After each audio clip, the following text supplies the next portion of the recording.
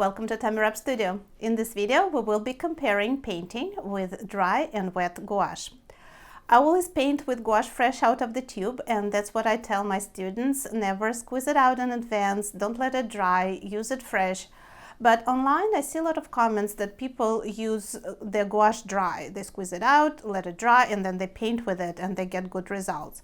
So I decided to try that for myself. I will not be using the same gouache that I use for fresh gouache painting. I will use a set of dry colors from Carandash, and we will paint ice cream, and we will compare the dry and wet results at the end of this video. So here is the Carandash set that I will be using. It's made in Switzerland. It's part of their line Fan Color, and it only says on the back here that it's gouache. And this is what it looks like inside. There are 15 colors. They're dry, kind of like little cakes. And we have white separately in a tube. And it also comes with a little brush. For my wet gouache, I will be using Reeves. I have it prepared here on my disposable palette. I will start painting both pieces about the same way. I wanted to have them side by side so you can compare the process. They will not exactly match, of course, because I painted them one after another, so I couldn't exactly remember what I did. But I will basically start with object color, just trying to fill in the page with different colors. I have quite a few small details, so I will just go over everything and get it on paper. I have to mention that it took me a little bit of time to get used to that dry gouache, to figure out how to work with it, because it kind of looks like watercolor and it's transparent to some extent, but of course it's not watercolor. So I was a little hesitant when I started using it. You see me painting with wet gouache a lot more confidently because I'm a lot more used to it. But after a while I got used to these fan colors and things started going a little bit faster.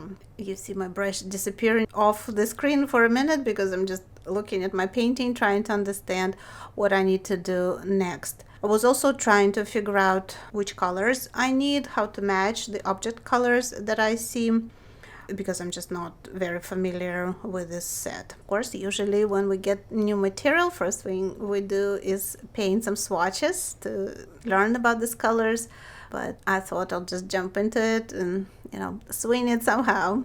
You can let me know in comments about the results. Of course, tell me which painting you like better. You will see them side by side at just a minute at the end of this video. And also, what did you think about my first painting with dry gouache? If we talk about the texture of this dry gouache, it's of course lighter than gouache straight out of the tube because we have a lot more water on the brush and in the mixture. It spread a little bit easier on paper.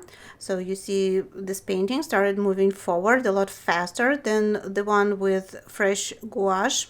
Fresh gouache requires, I think, a little more control because it's so viscous and it can kind of goop up on the brush a little bit. So that dry gouache, after I got used to it a little bit, was fairly easy to work with.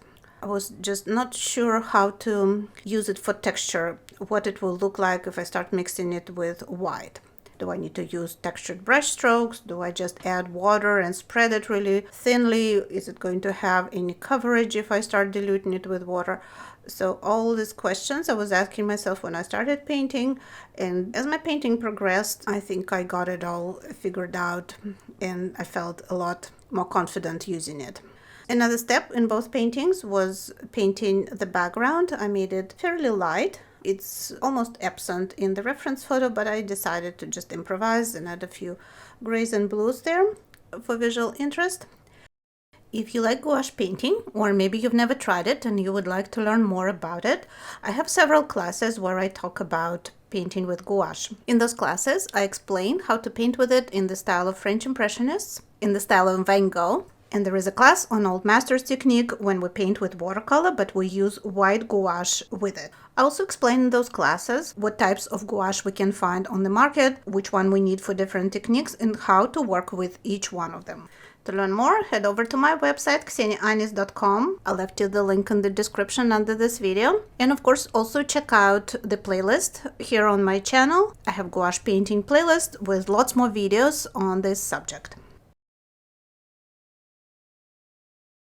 After I got all the object colors in place, I worked on light and dark areas. I started mixing colors with a lot more white for lighter areas and adding texture. And also I used deeper tones to add the shadows.